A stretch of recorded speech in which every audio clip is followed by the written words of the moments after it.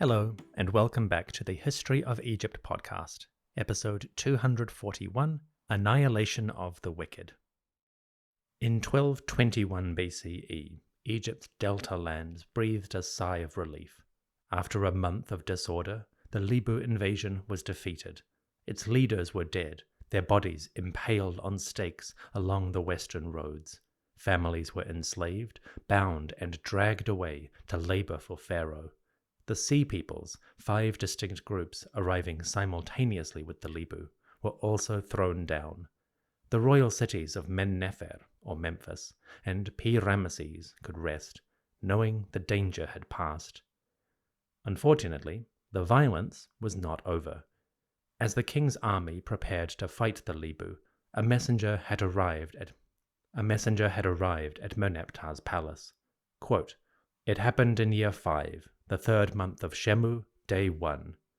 Now, just as the victorious arm of his person, the king, came to overthrow the wretched Libu, one came to inform him that the fallen ones of Wawat had transgressed in the south." End quote. Just as the Libu attacked the north, a band of Nubians attacked the south. The timing seems awfully coincidental. Were the Nubians just taking advantage of Egypt's distraction? Or had the two parties conspired? Did Mari, chief of the Libu, send messages south to coordinate a joint attack? It's certainly possible, and scholars like Kenneth Kitchen and Colleen Manasseh have suggested as much. But Merneptah doesn't say anything along those lines, which is unusual. Normally, pharaohs like to say when their enemies were working together. It heightened the drama and showed the conniving wickedness of their foes. So maybe it was a coincidence. But the threat was real enough. With the royal army deployed in the north, the southlands might be terribly vulnerable. The Nubian attack came from or against Wawat, Lower Nubia, the region between Abu Simbel and Aswan. Chances are the enemy would attack temples in this region. Ramesses had lavished wealth and slaves upon his sanctuaries, like Abu Simbel, Amada, and Beit el-Wali. They were certainly easier targets than the fortresses, and with Egyptian troops heading north to fight the Libu, security may have been weakened. Fortunately, the war in the Delta took just a few days to resolve. As his troops mopped up the Libu survivors, Merneptah could dispatch a force to the south. The next part of the story is hazy. Unlike the Libu campaign, where Merneptah describes his response and the marshalling of troops, the Nubian story jumps straight to the enemy's defeat. It was a bloody one. Quote, "The fiery blast from Pharaoh's mouth has gone forth against the land of Wawat. They are destroyed at one blow, having been carried off to Egypt altogether. Their chiefs have been set on fire in the presence of their followers. As for the remainder, the hands of some were cut off because of their crime. As for others, their ears and eyes were removed, and they were taken to Cush. They were made into heaps in their cities." End quote. Once again, Merneptah inflicted terrible punishments on the defeated. Treating these Nubians as criminals, the Egyptians cut hands off living warriors, burned the war chiefs alive, and dumped corpses at enemy towns. The goal, quite simply, was terror. Merneptah declared as much in his victory proclamation. Quote, "Never again will Cush repeat rebellion for eternity. Evil befalls the one who attacks Merneptah, the firstborn child of Sutek. He causes the 9 bows, or enemies, to writhe in agony. He sweeps them away by the breath of his mouth. All his enemies say, 'Where can we go? The fierce lion is out hunting.' He guards Kemet. He protects Ta-Meri." End quote. The image of divine pharaonic power is on full display. Like a beast on the hunt, the king's troops dispersed the enemy raid and left their enemy cowering. It's a shame we don't get any detail on the conflict. Where did the fighting take place? Was it really such an easy victory? The language of royal display obscures much of the detail. But Merneptah's message shines through. Blood, fire, and pain. A sharp warning to all Egypt's foes. Merneptah made zero claim to have led this war in person. He describes the victory entirely through metaphor. Pharaoh's army goes forth as his victorious arm, or Neket Aya, and his divine power manifests as a blast of fire, or Chet. The description is brief because the king probably wasn't present, having passed the campaign to an underling. Scholars have a fairly good idea whom this general may have been. To crush the Nubians, Merneptah probably dispatched a man named Mesui. He was the viceroy of Nubia, or king's son of Kush, the overseer of the southern lands, fan-bearer to the king, and a royal scribe. Mesui might have been a son or grandson of the pharaoh himself. One text refers to the viceroy as Sa Nesu en Jesef, or son of the king himself.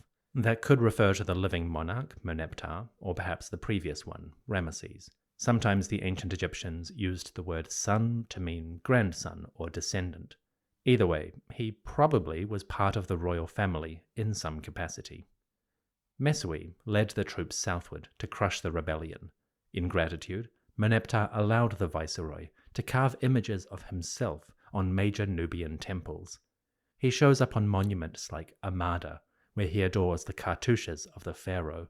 Near Aswan, Mesui carved a graffito showing him before Merneptah, who sits in his chariot, a classic post-battle image. The viceroy must have been riding high in the wake of his campaign, as was the king. At the end of 1221 BCE, Merneptah's wars came to their bloody conclusion. You can imagine the army must have been tired. Between years 3 and 5, they had fought multiple campaigns in quick succession. First Canaan, then the Lebu, then the Nubians. It was just one bloody affair after another.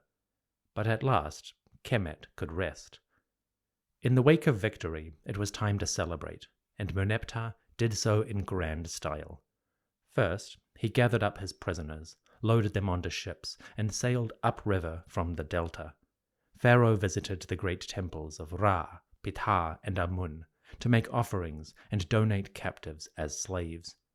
A record of this survives at Karnak, where Merneptah seems to have held an enormous celebration. We hear of a parade, quote, "The victorious army is come after he, Merneptah, has triumphed in victory and power. How delightful is the king's going to Waset, his chariot laden with enemy hands, and their chiefs bound before him. You, Merneptah, will present them to your great father, Amun, the bull of his mother." End quote. Riding in procession, perhaps along the Avenue of Sphinxes, Merneptah displayed the fruits of his army's success.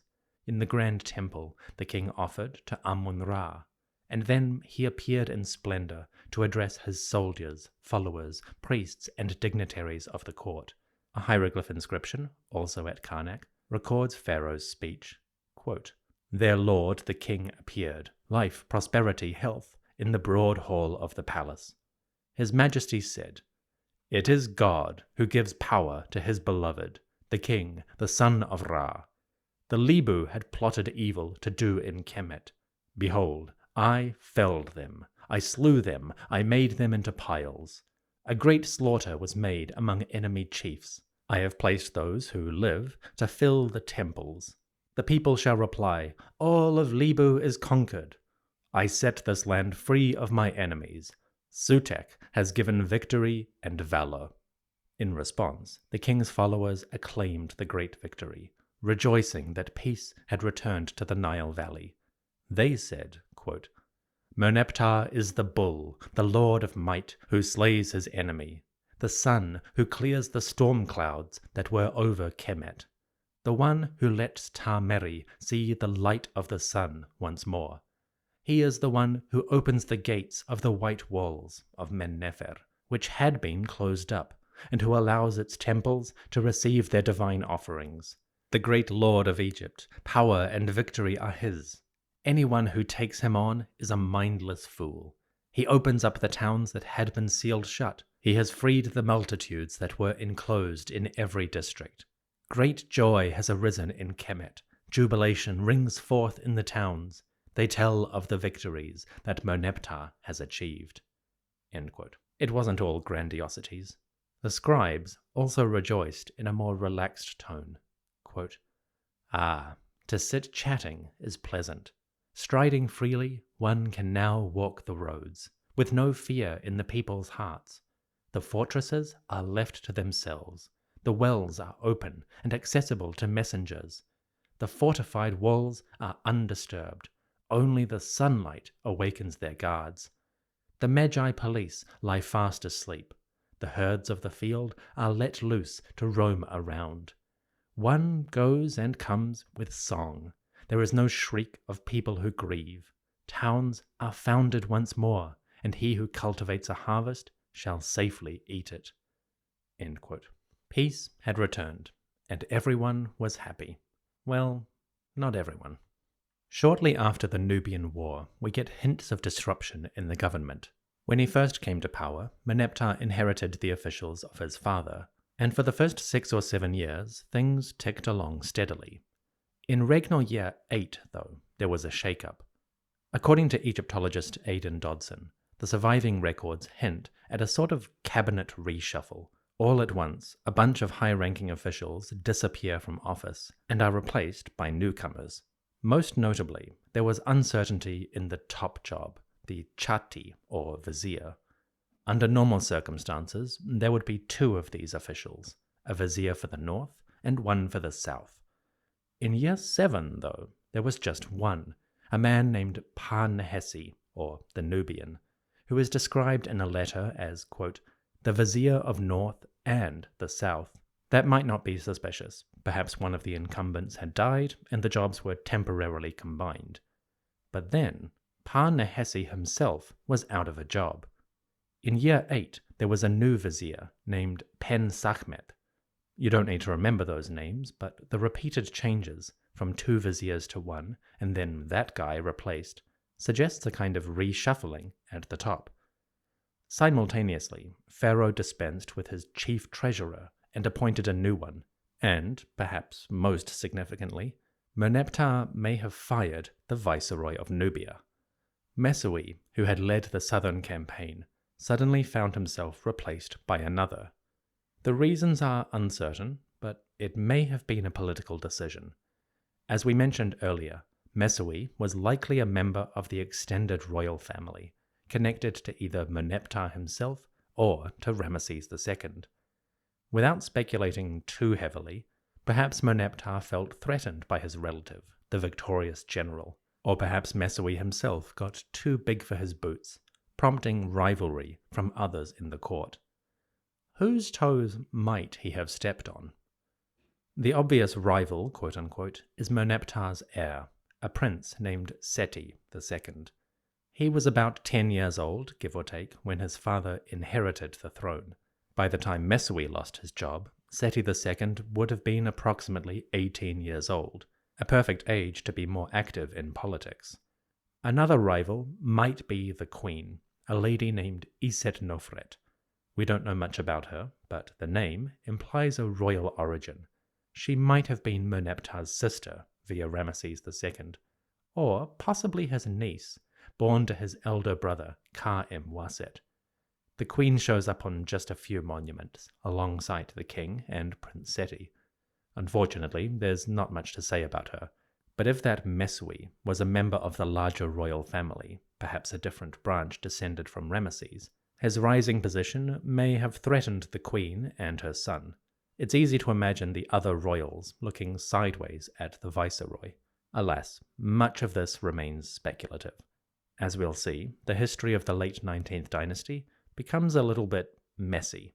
Officials leave records that later get erased and can only be glimpsed as shadows on monuments. Other folks pop up, leave a brief testament, and then disappear, sometimes with prejudice.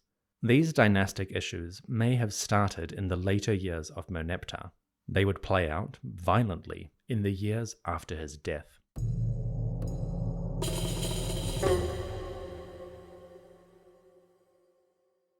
Whatever disputes may have occurred in the court, the rest of Egypt enjoyed the return of peace. And Merneptah, as king, got down to work on one of the most important things: building monuments. At Men-Nefer, the king donated lavishly to the temple of Ptah. He built a new shrine for the god, and even a ceremonial palace. That palace survives today, sort of, Archaeologists uncovered it in 1914 and revealed a sprawling complex covering 33,000 square feet, or 3,300 square meters. It was embellished with stone doors, columns, and window frames. It had a large audience chamber with a raised dais for the throne, where Merneptah could sit and hold court. As a piece of art and architecture, the palace is magnificent. Researchers from the University of Pennsylvania have reconstructed parts of it in the Penn Museum. And if you'd like to learn about the visuals, Dr. Kevin Cale of UPenn has a lecture about it free on YouTube. I'll put a link in the episode description. Merneptah also made an unexpected contribution to Abydos, where Ramesses and Seti I had built lavish memorial temples. Seti had also commissioned the Osirion, a kind of replica tomb for his cult and that of Osiris. The Osirion was incomplete when Seti died, most of its decoration abandoned by the workers. Surprisingly, Merneptah returned to that monument. He added wall carvings of himself before the gods, and, most intriguingly, a new religious text. Merneptah's reign sees the introduction of the Book of Caverns. It's a piece of funerary literature, like the Amduat and the Book of Gates, describing the sun god's journey into the Duat. Ra meets Osiris and unites with him to bring light to the dead. So far, so good. But the Book of Caverns has an interesting flourish. It is exceptionally violent. The text displays an almost hellish treatment of Ra's enemies. Wrongdoers are thrown into the place of annihilation, where horned gods, friendly to Ra, attack and mutilate them. The wretched souls are beheaded, limbs amputated, and they are even thrown into cookpots or cauldrons. Ra decrees to these wrongdoers, "Behold, I am commanding you to destruction. I am assigning you to non-existence. The slaughterers who are in the place of punishment, they will make your massacre. You are those who have committed offenses, who did evil in the West. You are the enemies. You do not exist anymore. I assign you to the place of annihilation, from which your Ba souls may not go forth." Considering how Merneptah treated his foes, you'd almost wonder if the king came up with this imagery himself. Either way, it's metal as heck, a true annihilation of the wicked, emblazoned on the walls of the Osirion. The Book of Caverns is not well known today, but it will show up again in royal tombs. We'll come back to it in the future. For now, it's time to move on. The years of peace passed by, one after another. Times were good. Egypt enjoyed prosperity. In the palace, there may have been disputes between branches of the royal family, but they were dealt with for now, with the changes in government. Finally, a day came that had been anticipated. In 1216 BCE, Pharaoh Merneptah died. He was approximately 55 years old and had ruled Egypt for about 10 years. The king's body survives, discovered in a cache in 1898. The mummy reveals a man mostly bald, with, quote, only a narrow fringe of white hair at the temples and the back. His teeth are badly worn, suggesting poor dental health. And like his father, Merneptah suffered from atherosclerosis, or hardening of the arteries. His limbs would be chilly, thanks to poor blood flow. The winter days especially hard. The mummy itself gives a curious impression. On the one hand, the quality of embalming is top-notch. The features are well preserved. The limbs are desiccated but intact. His physical condition is good. Merneptah's nose is squashed from the bandages, but it's clear he also had the prominent hook nose of the Ramessid royals. Compared to his father and grandfather, Merneptah's mummy has a slightly haggard look. They lie expressionless in a kind of serene sleep, but this ruler looks a bit tired. That may be an accident of embalming or preservation, but it would be fitting given his time in royal life. A prince for 35 years, the heir for 12, king for 10, and a reign beset by conflict and possibly internal disputes. I dare say that would take their toll on anyone. Merneptah went to his grave in a magnificent tomb in the Valley of the Kings. One of the largest in the necropolis, it is beautifully decorated with art and religious texts. It has an unusual feature. The king's sarcophagi are quite distinctive. Most rulers had a single stone casket with inner coffins made of wood and gold. Think of Tutankhamun. Merneptah changed that dynamic. Instead of one stone sarcophagus, this ruler had 4. 3 of them were red granite and 1 made of calcite. They're largely in pieces today, but you can find the lid of the outermost casket in the tomb, in one of the upper chambers. The lid of the second is still in the burial hall, and it's decorated with an image of the king as a mummy or Osiris. The third is usually in the Old Egyptian Museum in Cairo, though recently it's been in a traveling exhibition called Ramesses and the Pharaoh's Gold. That one has a beautiful design, with the mummy of the king on the upper surface, and underneath, the inside of the lid is carved with an image of Nut, the sky goddess, stretching along the length and embracing the body within. The 4th sarcophagus, or innermost, is almost entirely destroyed, only fragments remain. But if the others are any indication, it was quite beautiful. Installing these sarcophagi in the tomb was a headache. Nesting them one within the other took a great deal of care and expertise. And even getting them into the tomb proved a bit of a hassle. The decision to have 4 stone sarcophagi happened late in construction. We know that because when installing them, the largest casket did not fit through the doorways. The builders had to demolish part of the door jambs to let it pass. After it went in, masons replaced the jambs with new blocks covered in plaster. If you look closely, you can still see the damage, and the slots where the builders installed wooden beams with ropes to lower the caskets in. It's one of those excellent situations where a mistake teaches us more about the construction process than a smoother project would. I love it. The tomb itself is beautiful, well worth a visit. Richly decorated, in a mix of raised and sunk reliefs, much of the paint still survives. At the entrance, Ra-Horakhti himself greets the king and welcomes him to the Duat. And the further in you go, you'll find gods like Anpu, Anubis, Nebet-Khut, or Nephthys, Iset, or Isis, and the 4 sons of Horus, ready to receive Pharaoh. The hieroglyph text includes sections from the Book of Gates, the Book of the Dead, the Amduat, and that new text, the Book of Caverns, which appears in the burial chamber. Merneptah went to his rest in a lavish house of eternity. He would sleep there, mostly undisturbed, for about 200 years. Only in the 11th century BCE would royal masons reopen the tomb to remove the king and rebury him in a cache. But that is a story for another day. As he passes into the west, we can take a moment to consider Merneptah's legacy. It's a curious one. From the get-go, there's the Ramesses problem. Merneptah's reputation, and maybe his actual life, are terribly overshadowed by his father. For 67 years, Ramesses, beloved of Amun, had ruled as a god incarnate. His battlefield deeds, whatever their truth, inspired emulators. His monuments outshone almost every other ruler, except the pyramids. His sheer longevity left its mark on the population. Then, along came Merneptah, building less than 1/10 the monuments, fighting half the campaigns, leaving 1/50th the number of royal children, but also ruling less than 1/6 his father's time. It almost seems unfair to compare them. Yet we do, and in many modern histories, you'll find Merneptah presented only briefly, if at all, and usually as a mere epilogue to the mighty Ramesses.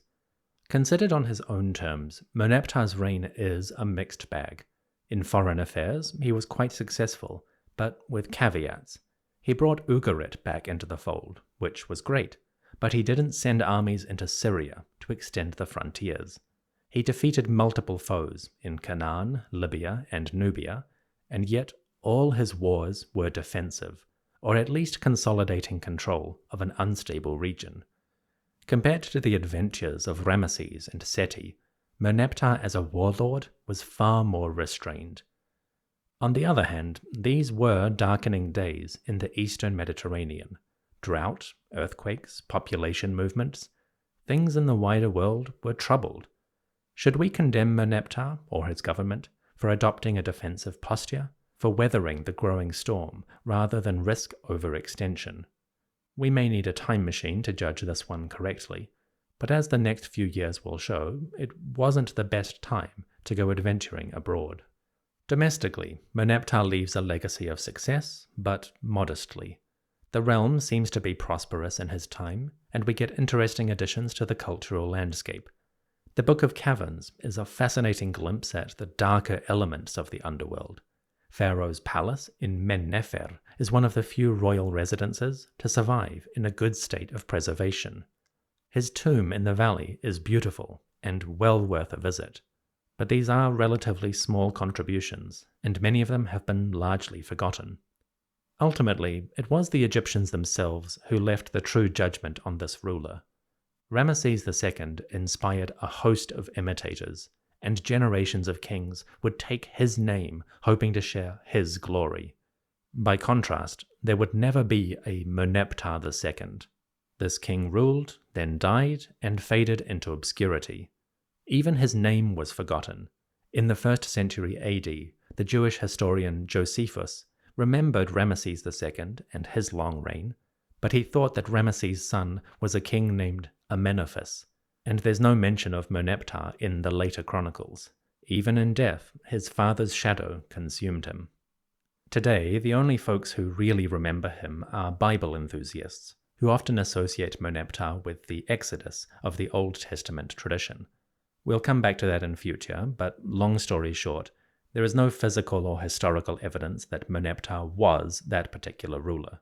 In the 1970s, one study of his mummy suggested that the king may have been the ruler who drowned in the Sea of Reeds, chasing Moses and the Israelites out of Egypt. That was based on the presence of salt crystals on the body. But all mummies have salt crystals. The embalming process requires immersion in natron salt, and the king himself would have been embalmed in the great northern city of Pi-Ramesses, where marine salts from the river and the Mediterranean would have been mixed in with the natron. So, at least from a scientific perspective, there is nothing to connect him to the Exodus tradition. Again, we'll come back to that. For my own money, Merneptah is an enigmatic figure. There's a touch of darkness about his reign. Sure, he made interesting contributions to the cultural landscape, like the Book of Caverns, but there's a streak of brutality to his rule, especially in the way he treated his enemies. All pharaohs were warlords to some extent, but a few stand out as glorifying in slaughter and bloodshed. Whether he personally intended it or it's simply a manifestation of display, Merneptah certainly struck that tone. To some extent, it's what comes after that makes Merneptah's reign so interesting. We've had hints of disputes and dissent within the court at the time, but after his death, things would go downhill quite quickly. In hindsight, his reign is the pivot point of the 19th dynasty. And with that in mind, I think it deserves more attention. He wasn't the greatest pharaoh by any means, but he is an intriguing one.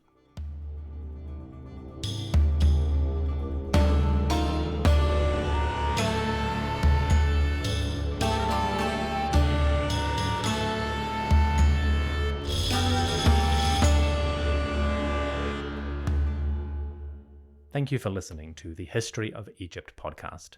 If you're enjoying the show, please consider telling a friend. Word of mouth is the best way for a podcast to find a growing audience. Before I go, I'd like to extend my gratitude to everyone who supports the show on Patreon. I know times are hard, and your generosity is greatly appreciated. In particular, I must thank the priests, the top-tier supporters who give beyond reason every month.